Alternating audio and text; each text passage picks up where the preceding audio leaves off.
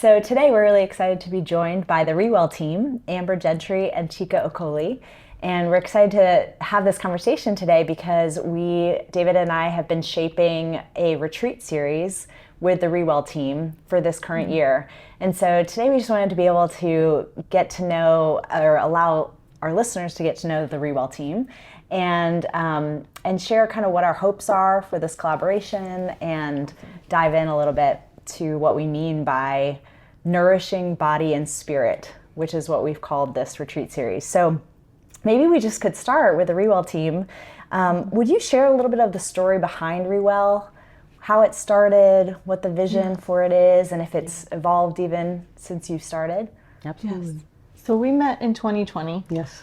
We launched Re-Well in 2021, but prior to that, I've had 20 years of ministry experience in Christian ministries and churches. And the reason why I wanted to start Re-Well, the vision that God gave me, resulted out of seeing in my discipleship endeavors and mentoring endeavors in churches that people were not healing. Their relationships weren't healing, their spiritual lives weren't healing, their psyche wasn't healing. And what I realized and what God revealed to me is that the source of their disease was not in their psyche or their spirit or their relationship. It was in their body. They were not healing their body.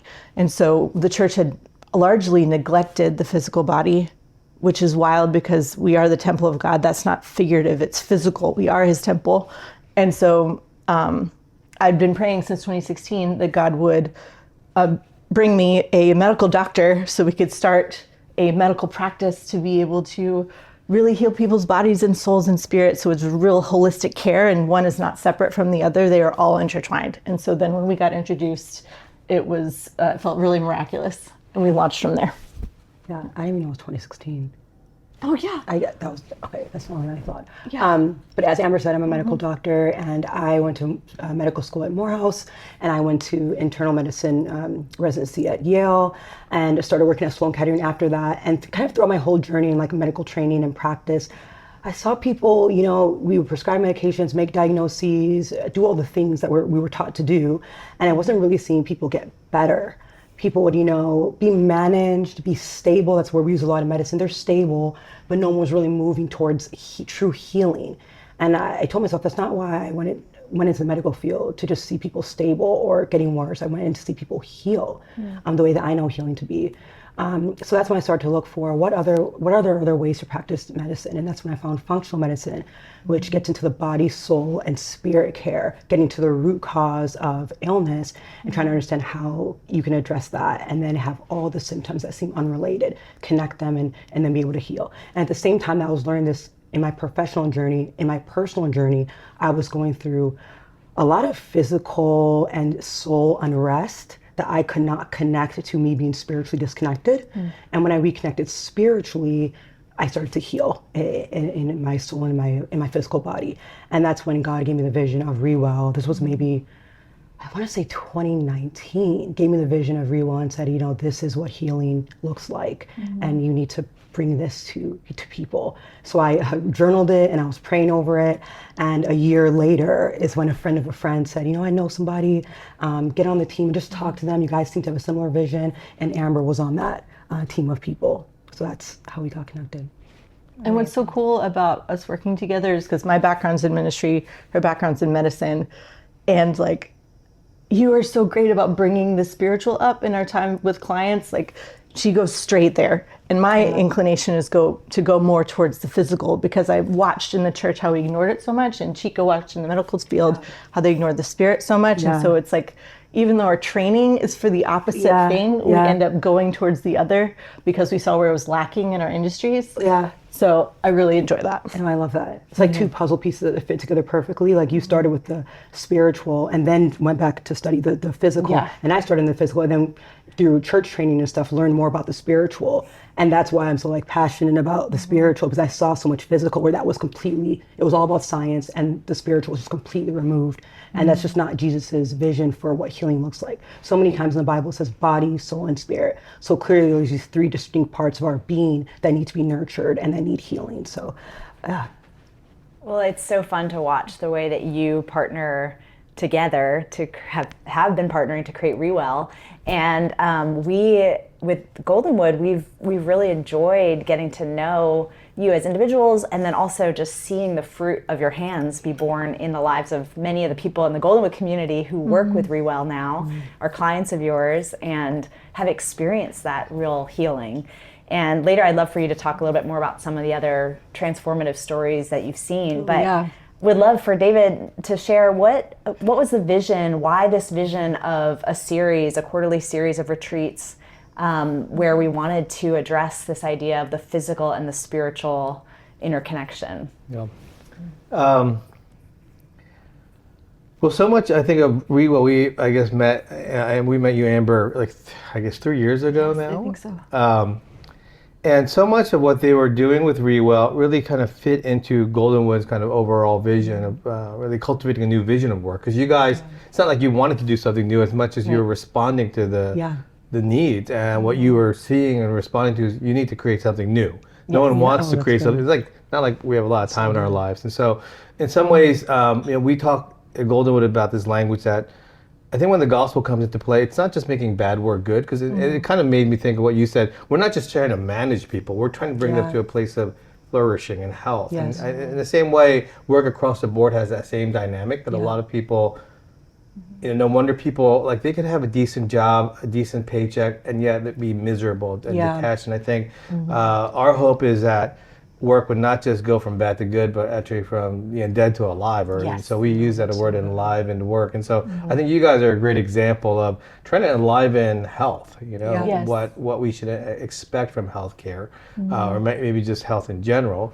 So I think with that, just from the partnership level, there was just such a, we're drinking the same water, as a matter of speaking. And the other element which was so in sync with us is the importance of seeing people holistically, the whole unseen and seen aspects. Yes. And I think for us, when we think about work today, at work, people just think about the seen elements, like the productivity, like what do you do? And a lot of times people feel bad because it's like, well, what I do doesn't feel like that meaningful. And I think part of that is because we've disassociated that unseen reality. You're doing more than the physical thing that you do, because a lot of times it's very inglorious to think about, from raising a child to the things that we do day in and day out.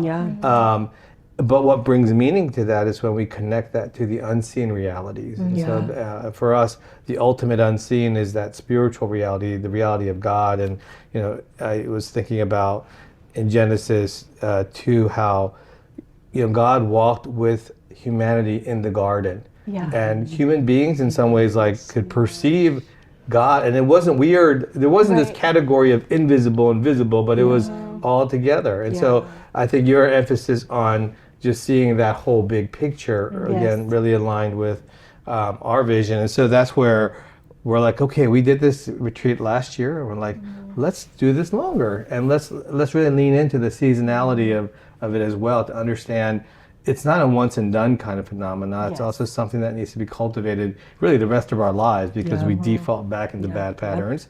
And so that's kind of what I said, let's do this for a whole year. Let's lean into the seasonality, the beauty of different seasons from the food. And so, let me then pass it over to you guys. Oh my goodness. I love that. For the unseen and seen that you brought in for this year's retreat series, being different from how it was 2 years ago, has been really impactful for me for framing this, because thinking about it like physical and spiritual, and then how do you take that to the next level to really understand what we're talking about? We're talking about what's seen, and we're talking about what's unseen. And this morning I was thinking of Jesus' baptism being like, he's baptized in the water, that's something we can see. And then the Spirit descends on him like a dove. And like miraculously, God allowed John the Baptist to see the Spirit descend on him like a dove. But we don't get to see that. Like when the Holy Spirit comes and lives within us, the temple now in our bodies, that's unseen, right? And so like there's so much that God is doing that we can watch, but how can we ask him to open our eyes so we can see what he's doing in that unseen that can heal the physical? But even with that, there's so much misunderstanding about health and our bodies. We don't see it. Like we don't understand what's going on even with what is seen. Yeah, that's so right. how do we Yeah. open our eyes to what's actually going on in the physical so that we can heal there? And how can the spiritual help illuminate that? In the same way as the physical is make us see the spiritual better, the spiritual is going to enable us to see the physical better. That's so good. So I feel like that theme has been really helpful and impactful for me. Yeah, I love that. I'd love to hear you guys both share, both from a Re-Well perspective and Goldenwood perspective, how do you define wellness in this holistic way when we think about visible and invisible? So I always, when I think about wellness, I always, or the goal of like, so why does Re-Well exist? It exists to bring peace. Yeah. Right. And I think we always say like transcendent, holistic, and sustainable peace is our goal for everybody that comes to Re-Well to achieve. And when I say peace, like your cells are in balance, they're functioning the way they're supposed to, your hormones are, balanced. That's what it looks like in the physical body. In the mind, your mind's at peace. It has rest. It's set on things above, right? In the spirit, you're just connected to your source. You're connected to your source of all the fruit of the spirit, right? Love, joy, peace, patience, kindness, goodness, faith, gentleness, self-control. You're just connected to that. So as you go out, you're not getting depleted by the scene, right? You're not getting depleted by that, but your mind is set on the unseen and you're just connected to that and you're able to have peace. And when that spiritual peace comes, then you find it's almost like a domino effect. You tend to find peace in your soul, and then your body just tends to kind of follow suit with that. Because Jesus is the one that created our bodies. He created our bodies to heal themselves when things are at peace, when we call it in medicine like homeostasis, like a balance, right? When we achieve that, things just tend to function the way that they were created to, because God's perfect and created us in that way. So I so believe that that's my definition of wellness. And really what Re-Well means is reimagining what it means to be well. Because I feel like the definition of what it means to be well and wellness is so, misinterpreted. The definitions of all the time skewed into just taking care of the external, or even just seeking the traditional ways of what it looks like to heal. And again, if you seek those traditional ways, you go to your doctor, they recommend you go to your cardiologist or your gastroenterologist, okay, go to your therapist, and putting everything together and connecting all of it. Okay, well, are you spiritually disconnected? Okay, well, what happened 15 years ago with your family? Okay, is there any connection between that stage of your life and your abdominal pain and bloating, right? Those are the kind of connections that we're looking to make, and in partnership with the Holy Spirit. A lot of the time when we have appointments, we're praying for discernment, spiritual discernment, like where did this start? Did it start in the spirit? Did it start in the soul? Did it start in the physical? And what we found in our practice is that most physical manifestations actually start in the soul and the spirit, and the body is kind of the last thing to see an effect of what's been going on for maybe even decades prior. So I think that it's that aspect of peace and connection is so essential to wellness. David, when you talked about a new theme, I think that this is new. Like seeing wellness in this way is new, because historically this body, soul, spirit model has been so ignored. And I'm reminded of Isaiah 43 that says, I'm bringing streams in the wastelands, and you're breathing life, like Ezekiel 37, right? Breathing life into a dead thing. And the Bible talks about people being spiritually dead and whatnot. And in my field of medicine, I literally see death. I see the body dying, or accelerated aging. You're getting closer to that, to death. And just what does it mean to be well? It means bringing something new, life, and breathing abundance. We talk about that so much, that Jesus came to bring abundance and abundant life. So not just living while being dead, but truly having life that leads to knowing your identity and knowing your purpose, and living that out with energy and with vigor, because you're connected to your source, which is Jesus. So I could talk about this for forever, because this is what I love to talk about.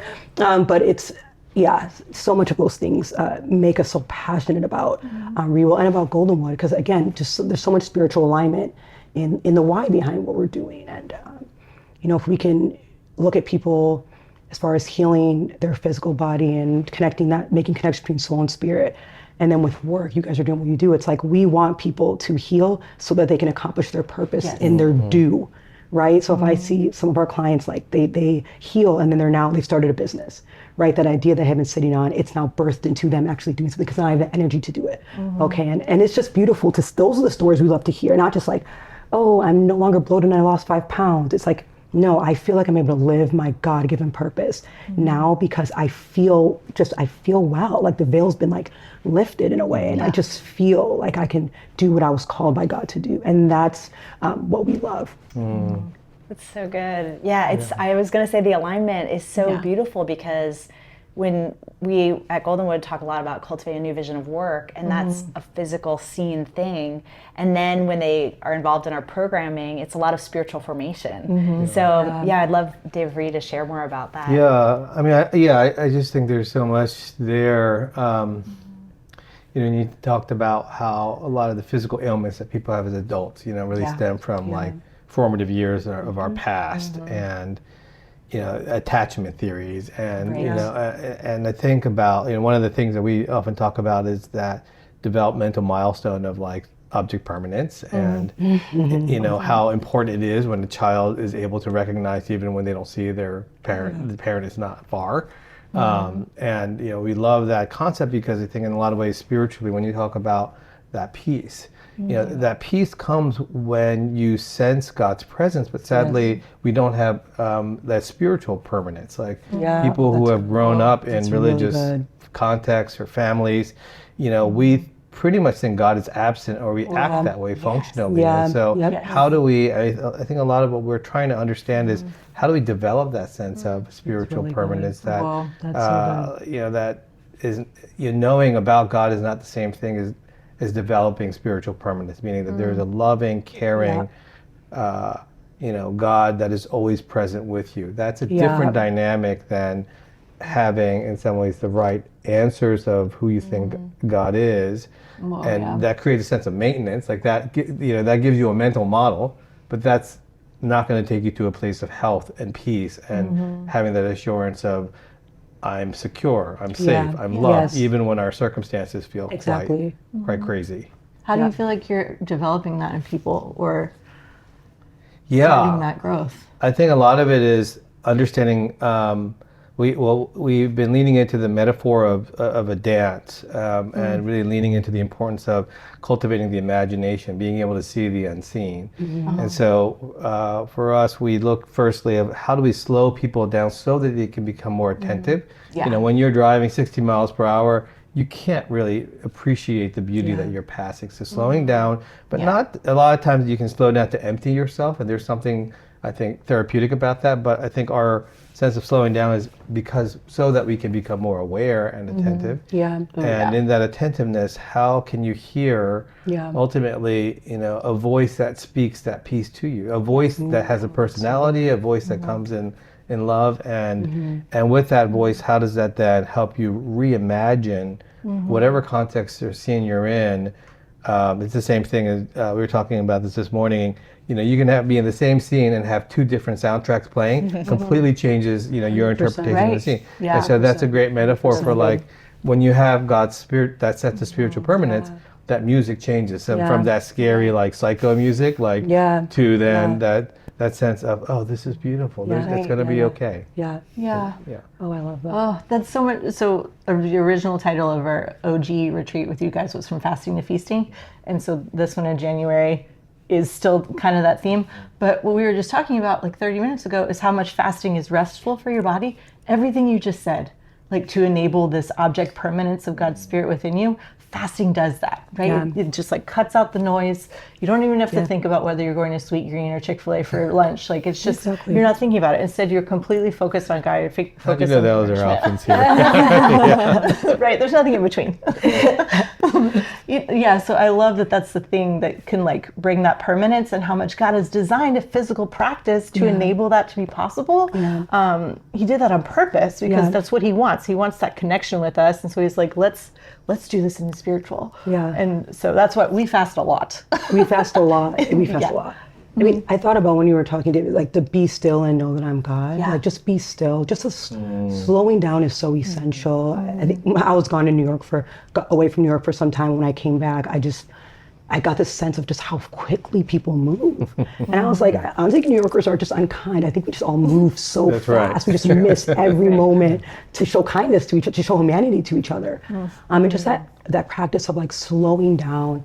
And again, that's like a spiritual practice, right? To be still and acknowledge God. He doesn't change. He doesn't go anywhere. He's with us all the time. But it's us recognizing he's here in this room with us. When 2 or 3 are gathered, like he's here with us. You know, so it's slowing down and just letting the Holy Spirit minister, remind us of all the things that, you know, he said.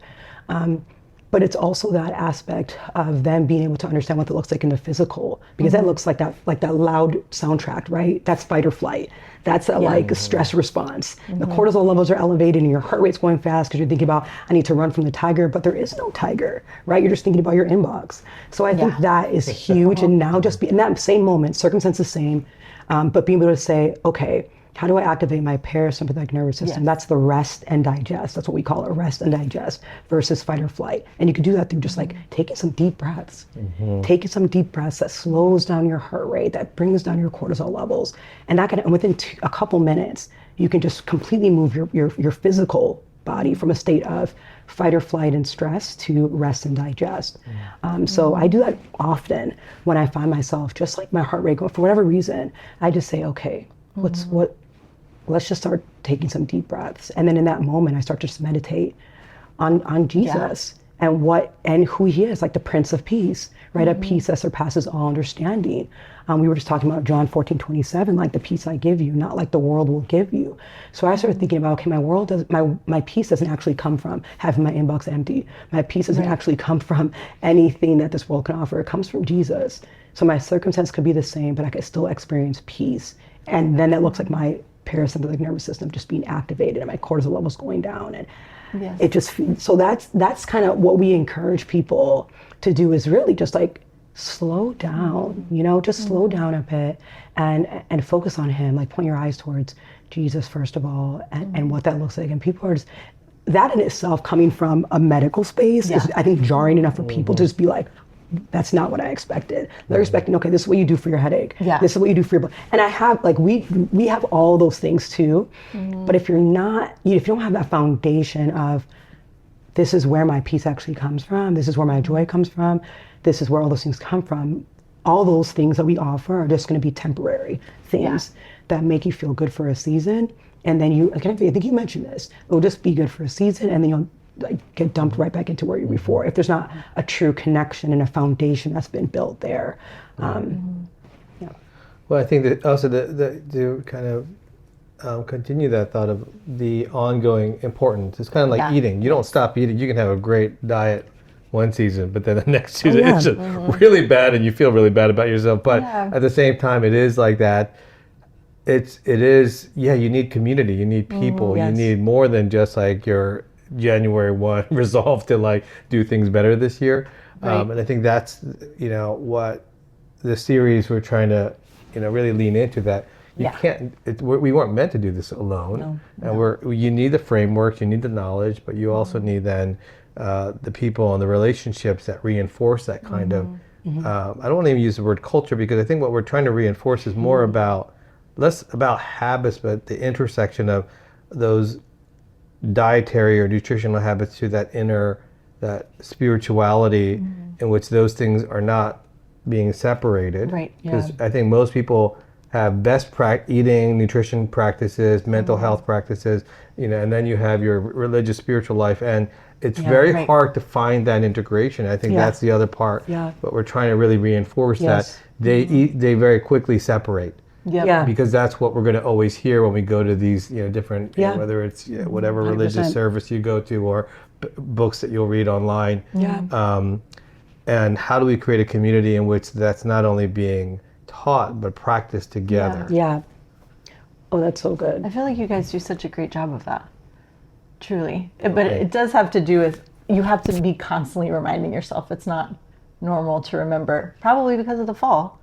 Right? Because then we were disconnected from God, and our physical could now break, and our spirit was not connected anymore, and all of that stuff. So it takes a really active renewal, which I think is part of what you guys are doing. It's where we're aligned is the overarching truth and what God does, and then what are the things that are like within our control? Like what are the things that we can be doing? Like Chika's saying, God's in control of your job, right? We know his sovereignty. We can totally trust him.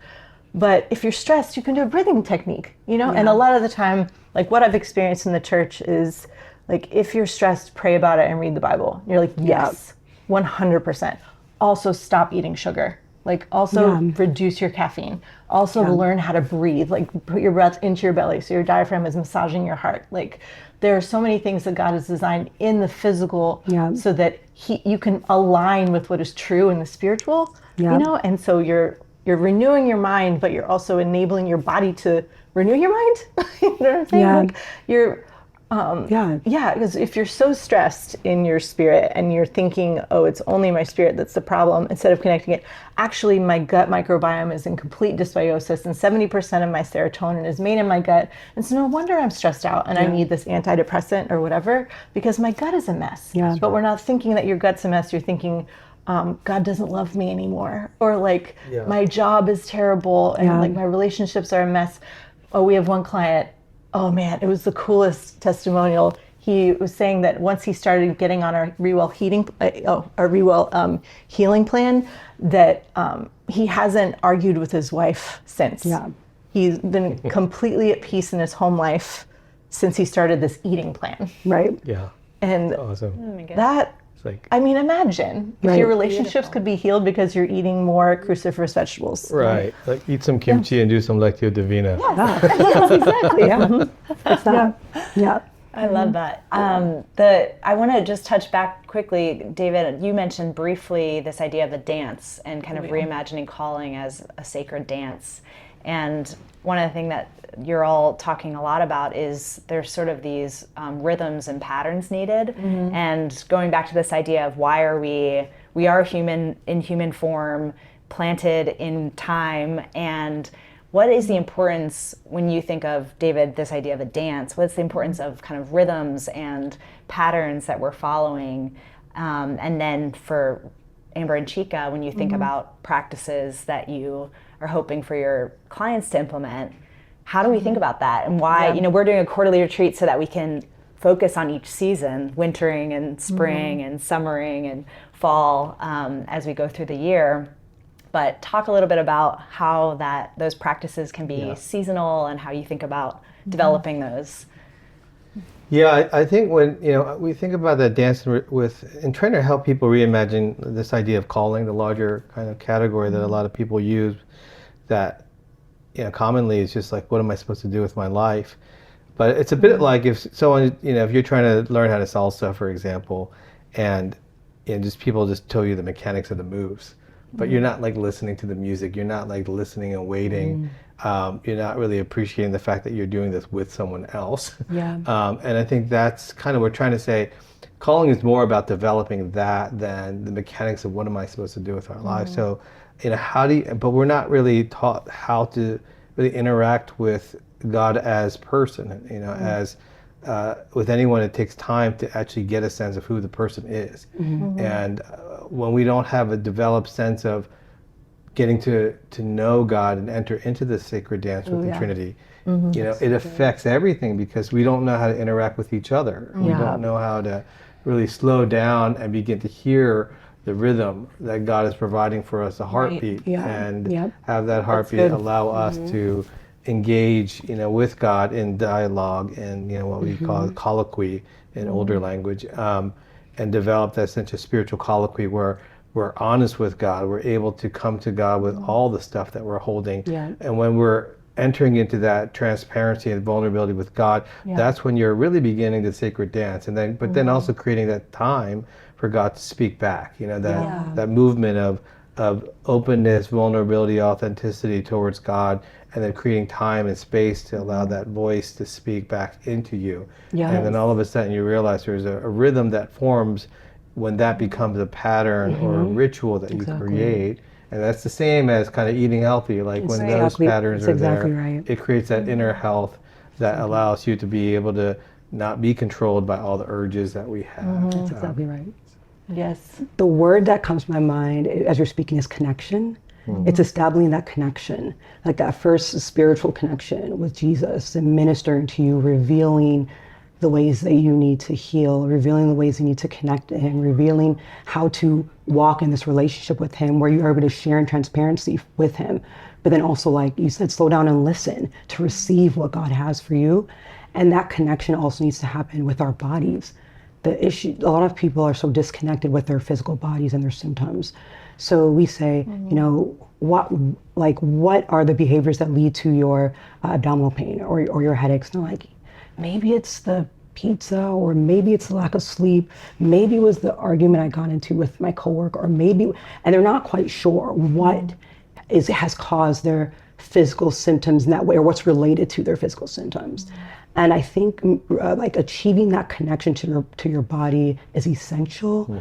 And then almost like listening to your body in what your body needs, because that's the next thing. When we tell people eat freely, it's you are connected with your body and you can understand what your body needs in each season of your life.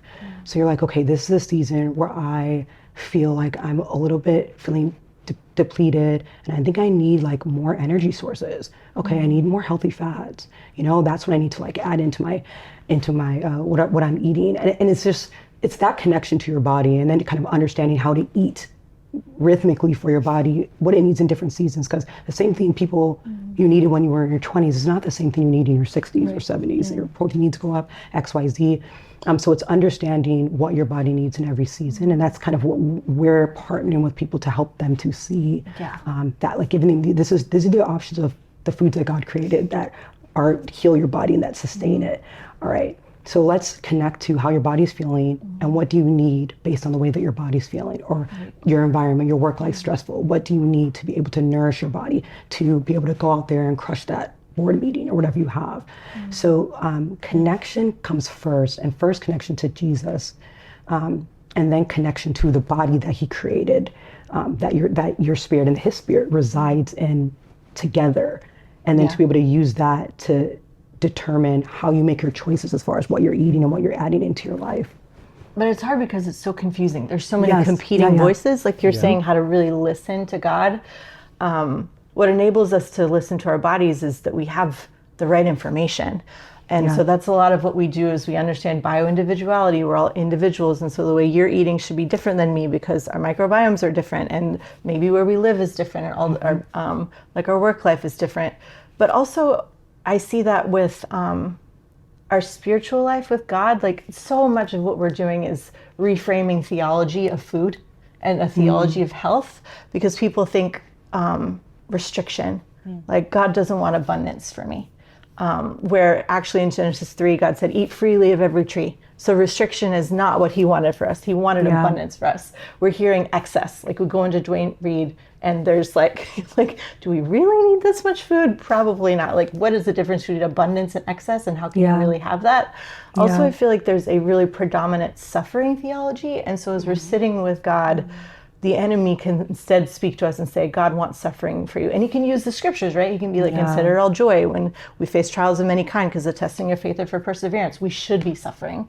But it's hard to be able to distinguish between the voice of the enemy and the voice of God. That's really good. If you're not in tune to it. And so that theology, the theology of suffering, the theology of abundance versus restriction, and then the theology of understanding that God is a healer. Like, he wants us to heal. He doesn't want anyone to perish, but everyone to come to the knowledge of the truth. And that's his character. He wants redemption. He wants renewal. And if we're thinking that this world is just perishing and we're not here to renew it, then that's going to prevent you from doing the things that we're going to recommend, because you're thinking, oh, I'm going to die anyway.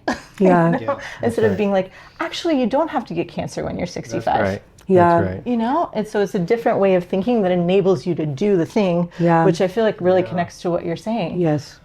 Well, I think, you know, when we think about the nature of sin, which is such a popular thing to talk about, I think we think about sin in those negative sense of it's bad stuff that I do, it's bad things that I want. But one of the things that, you know, we've been trying to explore is, if we go deeper in a biblical understanding of sin, you know, you look at the prophets and that concept of idolatry that was a great indictment of Israel.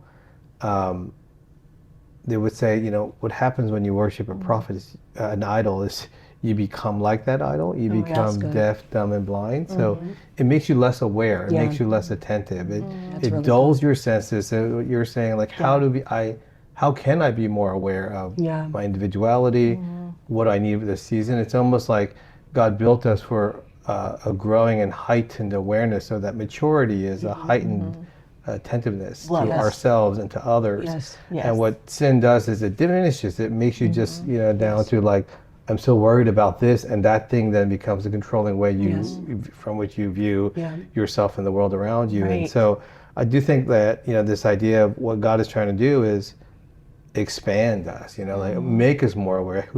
He who has ears to hear, let him hear, and all these miracles in the Bible of God opening the eyes of the blind, and it's almost like when you encounter Christ, there is an opening of your senses, and he enlightens the eyes of your heart, which I love when you talked about like seeing, but it's almost like that seeing is there to help you understand there's a deeper seeing too. Oh, that's phenomenal. It makes me think, so a lot of the time, so we usually will put our clients on what we call our Re-Well healing plan, which I mentioned. And like you said, the idols, you become deaf, dull, and blind, and you can't even see, you can't perceive correctly. So many people feel so bad all the time. They don't even know what it feels like to feel good. And so when they're on the Re-Well healing plan, all of a sudden they're sleeping better, their relationships are better, they don't feel bad. And from there, when they go out and eat fettuccine alfredo, which I love and I would be happy to eat, then they feel terrible. And they're like, oh my gosh, what's wrong with me? Now I can't eat fettuccine alfredo. And we're like, actually, you probably shouldn't have been eating fettuccine alfredo. And now you can actually tell the difference between feeling good and feeling terrible. Like your eyes are now open to what wellness can actually be experienced in your body, soul, and spirit. And then the person just has to choose, what do I want? Like, do I want my eyes to continue to be open? Do I want to continue to walk in the light here? Or do I really want some pizza? And sometimes you want pizza. And it's all fine. The time. Like, I'm like, I love pizza. But it enables you to know like what actually is going on here. And how can I then see clearly and be aligned with the truth that I want to be aligned with? Opening the eyes, reestablishing the connection between the body and understand where, okay, so clearly my body's been out of order. I've been feeding into these things, and it's grown accustomed to these things, and I've grown accustomed to accepting that I have to feel this badly and breaking that cycle, right? Having that season where you break that cycle, and now you know this is what it actually feels. I could feel like this. I didn't know. Okay, now how do I maintain this, right? How do I maintain this? The voices, I have to go back to that because there's so many voices that we struggle with in our spiritual life, right? The voice of the enemy, the voice of ourselves, the voice of the world. We struggle so much with those voices, but also the voices of our industries, whether it's the food industry, what it's telling you is healthy, right? The healthcare industry, pharmaceuticals and whatnot. There's so many, we get so much input that's like being thrown at us all the time to discern okay, so this is healthy. Oh no, this is, okay, I should take this supplement. No, I should take this one. No, okay, I should, and it's just so confusing. And I feel like it's very similar spiritually, where you're just, your mind is just like, I'm getting all of these thoughts. I have no idea where the voice of God is. So it's taking that break. And I think that fasting is a really great way to just like break the cycle as well. So okay, I can go there's so far I can go with this. So come to our retreat. Truly. Because there's so many practices that can help to like reset, right? Reset your body. But fasting is one of them, helps like reset the body down to the cellular level, but also it's the spiritual practice of fasting and being able to, I feel like, just reestablish a connection to Jesus and hearing the voice of God. We were having a conversation. What does fasting do for you spiritually? Because we know what it does for us physically. What does it do for you spiritually? We were saying, man, it kind of quiets everything else. It quiets the noise, the choice you have to make. It kind of quiets all of that, and you can really just like connect to Jesus. It just kind of like everything else kind of fades away when you're fasting, and the goal of that is to connect with Jesus. It really just clears the noise, at least for me when I do that. And I think that's so important because again, you have to know what voice to follow, right? Whether it's the voice of what should I be eating, how should I be moving my body, or what should I do with my life? What's my calling? And there's so much that gets muddied in that. So yes, and like, what are you listening to the voice to go to? Like, where is he taking you? Where is that goal? And what's so awesome about fasting on a cellular level is that it kills cancer cells. And it makes you more energized. And like all the things that God designed fasting to heal our physical bodies at the same time as he's drawing us in spiritually. I just love that. He's just so kind to do that for us. To be like, okay, well, when you're fasting, we're gonna make your liver do this glucogenesis thing where it's creating glucose out of nothing, and like it's just amazing the way he created our physical body to then support the spiritual practice that he has in mind, and spiritual practice is supporting our physical body. Like in when you think in the Old Testament, it's not like they knew about mitochondria, right? But they're like, God told them to fast. And so now we have the science that evidences the glory of God. Like he's in creation, his eternal power and divine nature is clearly seen. So men are without excuse. Like the more science we know, we feel like the greater God's glory is to us because we see the wisdom in creation. It's just so cool. This is great. Like fasting being associated with longevity, associated with life, right? Jesus he's the way, the truth, and the life. He comes to give us life.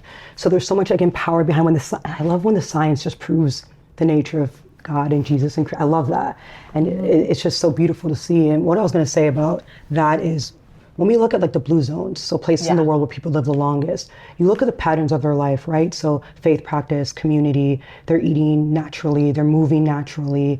You mentioned all the things, and then I looked at the garden, and I'm like, but this is the way that God designed us to live in the garden, right? So Adam was walking in fellowship with him, like in relationship with him. He brought Eve, there's your community now. They're eating directly from the earth. Okay, that's the natural or fresh foods. Okay, and now they're like walking with God, they're moving naturally. And these are the things that people that live life or replicate the life in the garden, they live the longest. So it's like the science is proving how God intended our lives to be like in the garden. And then we have sin, like you mentioned, that lets the fall. And then again, just all these things that muddy the picture. However, if you can get back to the way that God intended life to be for us in the garden, that leads to longevity, leads to life.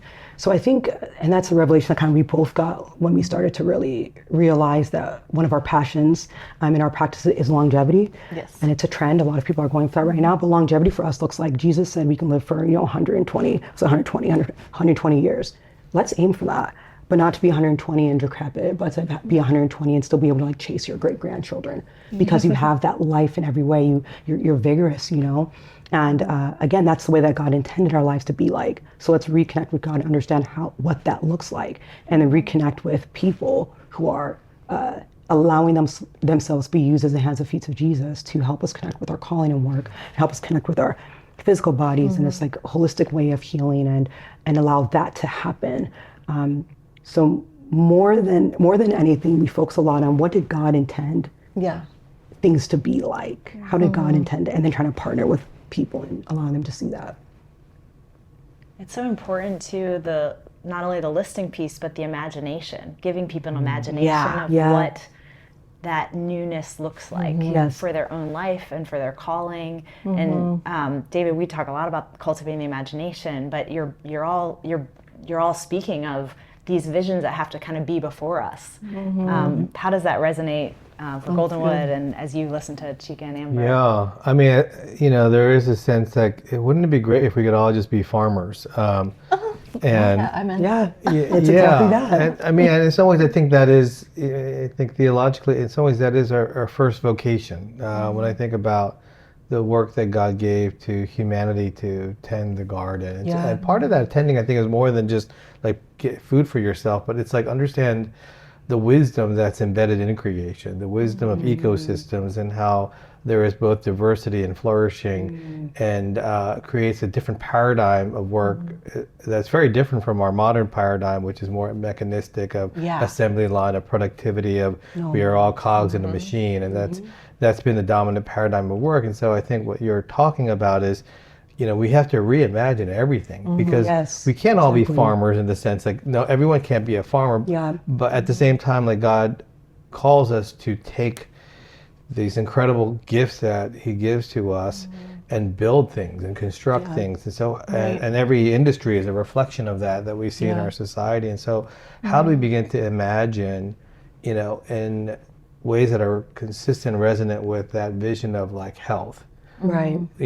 What will that look like for different industries, for marketing, for entertainment, and what's both horrific and wonderful right now is the massive disruptions that are happening and the opportunity with all the scariness or the fear of around these disruptions from AI, from natural disasters, you know, how might this become a bit of a, I don't know, a catalyst for people really reimagining what the next generation of work could be. And in a sense, leaning into it right now because there's a bit of an opening, a desire, certainly the younger generation, they want change, but at the same time, how do we encourage that and say, this is the way it's been, but it doesn't have to be this way into the future. That's great. And so how do we, especially those of us who are in positions of some level of leadership, like how do we begin to move in that direction, lay down some tracks, realizing we're not the ones who are going to,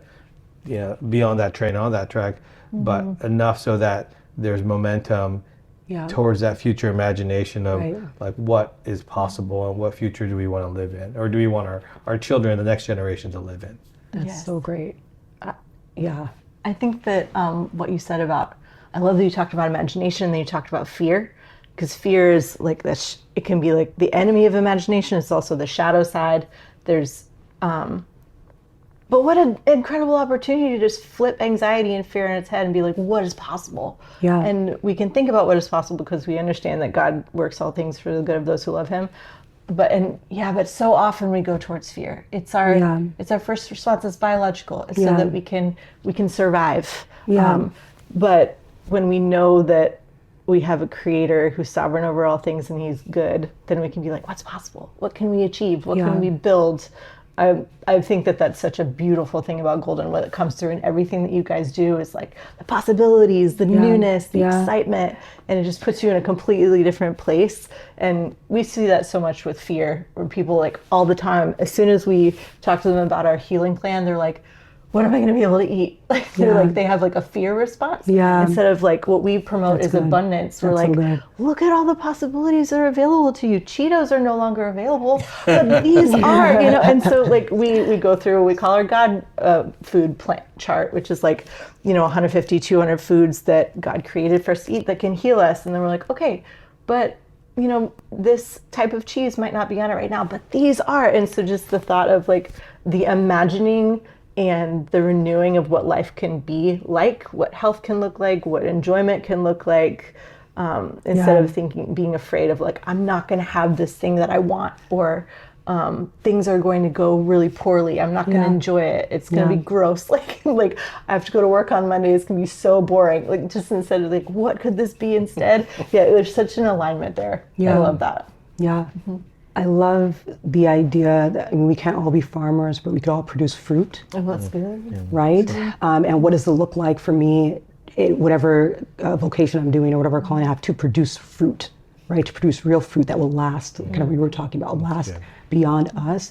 And I think about the beauty in the things that, I want to say like idols, like these towers that we've built, it's like a Tower of Babel, these things that we've built and we've put our trust in, them being broken down.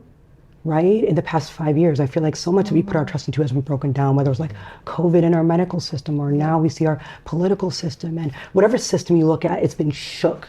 Maybe it's not down, but there's been a shaking that's happened in the last several years. And there's a beauty in those things, which I believe are, again, towers, idols, whatever you want to call it, that's just fallen down and they've been broken down. And now there's just like soil.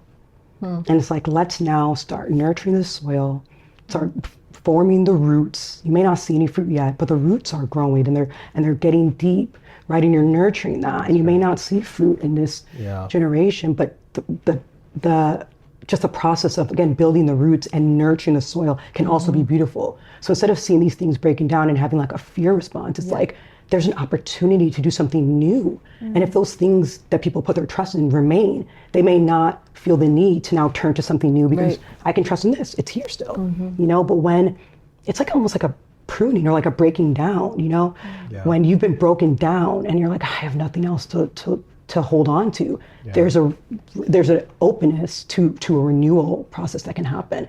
And I feel like so much of that is where we love to meet people in that place. And I feel like God brings people to us in that place where they're like, nothing that I've done has worked. I'm open to something new. And we're like, oh, thank God. and then we can share what we feel like God's given us, and they're accepting it, right? The seed is not falling on good soil because there's nothing there to distract it, and I feel like that's so beautiful. And then we're just there to like, oh, let's get deeper into this soil, and let's nurture it, and let's provide these tools that you need to rebuild your foundation, and then produce real fruit, right? Real fruit that will last, because that's what gives you like just a purpose and a drive that goes beyond what you can see. Is I'm producing fruit. I'm producing fruit that will last, and God will continue to define what that looks like for me. But that's why we're here, And I think there's a beauty in that we can't all be farmers. And I always say that my like, in a perfect world, I would literally have my own farm, and I would eat from the earth, and I would like run around with my kid and the whatever in nature and all these things. But that's not possible for everybody, right? But what does it look like to create that environment where you are, and to truly go out into the world and to produce fruit? What does that look like for you? I love the multi-generational possibility that you're leaning into. We always say that, if this new vision for work, we might not see it in our lifetime, but the hope is that we're laying tracks that future generations can continue. And that sense of history of our physical bodies, so much of the brokenness that we experience in our bodies that you all talk about is stemming from generational history. Oh, wow. So to be able to 100%. Also look forward Yeah. and say, what is this future generation that healing my own patterns right now, spiritually and physically, will shift how my children and their children think about these same things. That's just, that's so beautiful. Absolutely. It is so beautiful. We know in the science that like trauma that happens can have epigenetic changes, right? For what, 7 generations? So it's real. This generational thing being passed on is real. And then you see the disillusionment of like Gen Z and Gen Alpha, and you're just like, there's an opportunity here, right? For those whose eyes have been opened and can see something new, can see the stream in the wasteland, to be able to pass this along to people that are coming up that want to do something, but they just don't, it's not seen yet what's to be done that can really bring healing. And then kind of just, like laying the tracks, kind of say, have hope. These are some of the things that God opened our eyes to. Now carry on that work and then be just invigorated by that work, and it carries you on through all of this that you can see. I feel like that's like, again, like a silver lining in everything. And what continues to like drag that next generation towards life and towards purpose and towards healing in a phenomenal way. Because the statistics, right, they're going in the wrong direction. But I used to look at those and be like, why am I a doctor? Or like, what am I doing?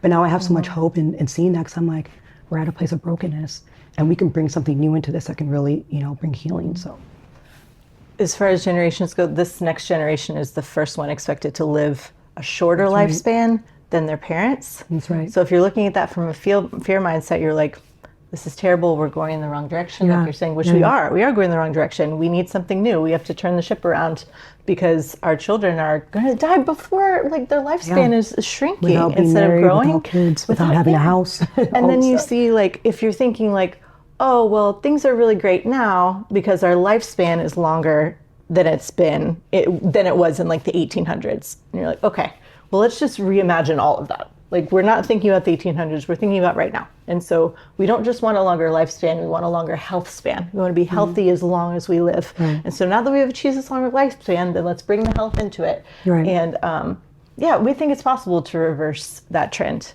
Absolutely. And we're seeing it in our practice every day. And it feels like a miracle, but it's science. It's evidence-based. And so it's powerful to know what is possible, for sure. Well, I feel like we could continue talking for so long about all these wonderful things. To try to bring this conversation at least to a little bit of a close, 2 things I'd love for us to talk about. One would be kind of our hopes for the retreat and what we hope people, this retreat series. So when people listen to this current conversation, we'll have already hosted our winter retreat, but we'll have a spring retreat, summer, and fall. And so I would love to hear from all of you kind of what your hopes are. Like, as we think about people coming to these retreats, what is our hope as they leave them? But before we end with that, Amber and Chika, if you could just share specifically someone who doesn't know what Re-Well is and wants to work with you, just really practically, what does it look like for a client to come in and work with your team and Yeah. kind of go from a beginning to a what would be the hoped for outcome, if you could kind of walk a person through what that looks like. Sure. So our hope for outcome is that they won't need us anymore. Yeah. And so that's different than the conventional medical system, which is saying like, you're just going to increase your medications forever, you're going to need us more and more, you're going to have to pay more and more. Our hope is that they won't need us because they will be fully equipped to live an abundant life. And so what that looks like really practically is we start out with what we call our Foundations program. And that's for everyone. That's actually a worldwide program that we can offer. And that's a 2-hour functional medicine visit with Dr. Chika and I, where we go through your whole history. It's very extensive. We end up talking a lot about the spiritual and the psychosocial as much as we're talking about the physical. And then we have a certain amount of a plan. Then we send them off to have a genetic testing and a blood test. And they have a health coaching visit with me that is following 2 weeks of them sending me photos so we can really see what's going on with what they're eating. And then we get their blood tests and their genetics tests back, and we connect again for a follow-up visit that's 1 hour long. So they're spending 4 hours with us in a really deep way, and then also interacting with us anytime they want. So that's our Foundations program. We can offer that anywhere. And then what we really want from there is for them to become a member. And a member at Re-Well, we have our whole health program, which is where they meet with Dr. Chika 4 times a year and with me once a month.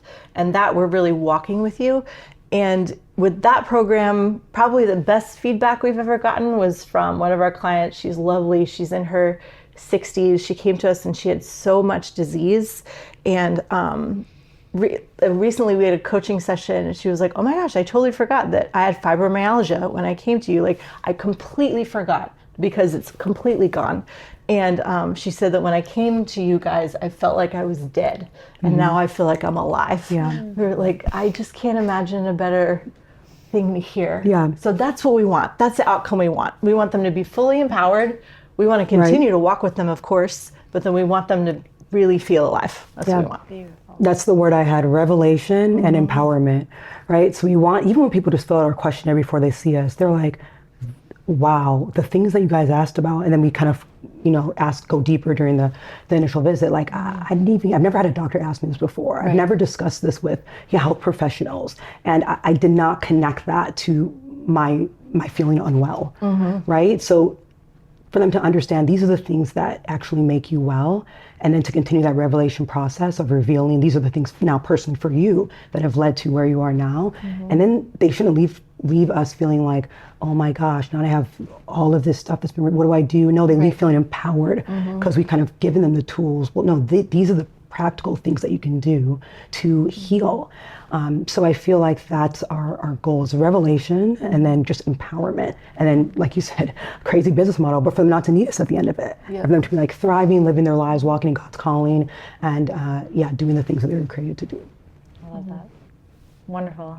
And David, what are our hopes as we think about why are we doing this series, and what do we hope people experience as they come to the Nourishing Body and Spirit retreats? Yeah, I think what I love about this partnership is we are validating that we are whole people. And, for Goldenwood to be able to kind of advance our mission of cultivating a new vision of work, we realized, people need to be healthy. Like, they cannot imagine what is possible. Like, we will die doing work that is killing us. Right. Oh my goodness.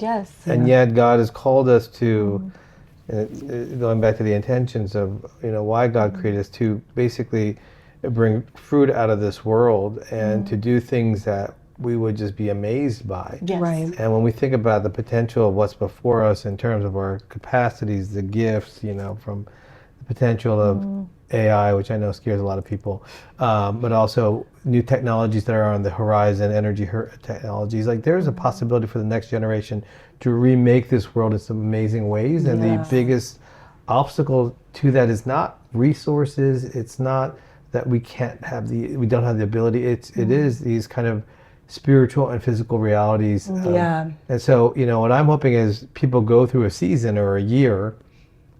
At the end of the year, they're going to see a little bit more of what is possible. Their imaginations are going to open up and maybe dream a little bit. Maybe I don't need to be in the current job that I'm in. Maybe God is calling me to start a whole new thing. Maybe, and all these maybes, and it might take, 20, 30 years to get there, or it might take 5. But I think just have the courage and the excitement to be able to imagine something new, because they feel health, they feel the vitality of God's Spirit and the good foods that they're eating and the rhythms that they've established. By the end of the year, there is that sense of, I think I might be ready for something new, the coming seasons. Yeah. Well, I love that. Dying doing something you were never created to do resonates with me so much, because my fear before I reconnected with Jesus was, I'm going to be at the end of my life and be look back at my life and say, what was it all for? What was the purpose of anything that I did? And I feel like when I connected to Jesus, it was now, I don't want to, be sick doing something that I was never created to do. And now I'm operating out of God's will for my life, out of what He created for me to do. But for whatever reason, I'm striving towards this thing that's actually causing me to be physically, mentally unwell. Right, and I'm walking towards sickness, and so many people that we see are that they're very, successful, in the world's definition of success, but they're not healthy. They actually feel like they're dying inside. So let's turn you back to like, what did God create you to do? Now let's get you well so you can do that. Yeah, that's our goal, to get people just feeling well and for them to be able to do what God created them to do and realize, I may need to walk away from where I was. There's people that have left their job that we've been working with.